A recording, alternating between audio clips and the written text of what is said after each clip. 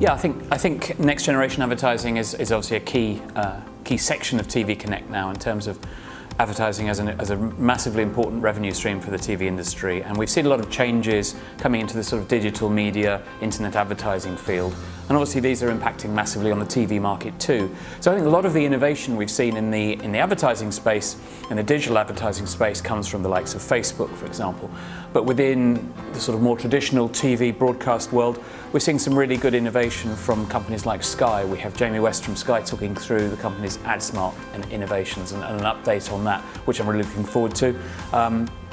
Creating sort of a broader notion of what advertising can be on TV and bringing in lots of advertisers that previously had been outside the world of TV. So there's some really interesting innovation we're going to be talking about.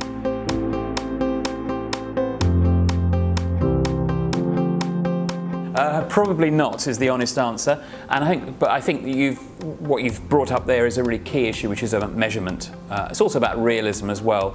We've seen hype at events. People will say, it's the end of TV or the end of linear TV, things like that, which we know clearly haven't happened and are very unlikely to happen. So there's always hype, especially around advertising. And I think actually the really key thing that we're seeing developments in slowly is effective measurement of advertising. What are people watching? How are they watching? What are they doing at the same time? How are they engaged? And I think that's become even more challenging, of course, because people are rarely just watching TV. They're usually doing something else. We've discussed that on panels before about social TV and second screen and so on. That hasn't gone away. It's evolving. It's perhaps going in different directions now, but really understanding what consumers, what viewers are doing, how to target them, how to engage them, and how to measure that. That's a really massive challenge.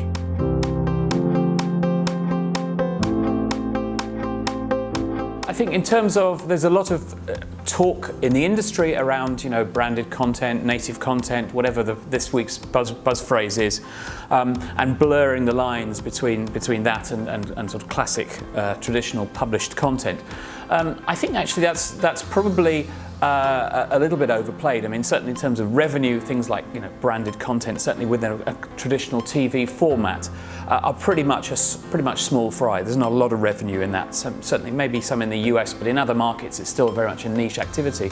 I think where there is a really interesting blurring now, for younger viewers especially, is what is broadcast quality content. A couple of years ago, people were writing off YouTube saying it's full of skateboarding cats, it's rubbish content, no one wants to watch it.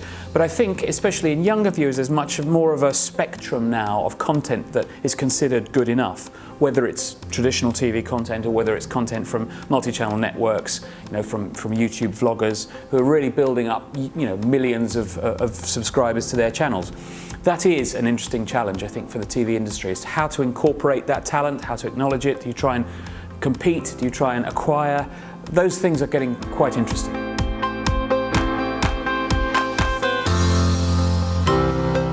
Well, obviously it's historical significance as an event, if you like, even when it was connecting the worlds of TV and internet. And that was sort of quite, forward-looking at the time, and I think that's become even more relevant with every year. I think the TV industry can't afford to see itself as separate from everything else that's delivered over the networks. For consumers, as we discussed, those boundaries are blurring between different kinds of content. And I think the TV industry has to look wider, has to look broad, has to learn best practice from other sectors, from the music industry, from publishing industry, from social media, and integrate and incorporate the best lessons from elsewhere, from adjacent sectors, if you like, into their TV products.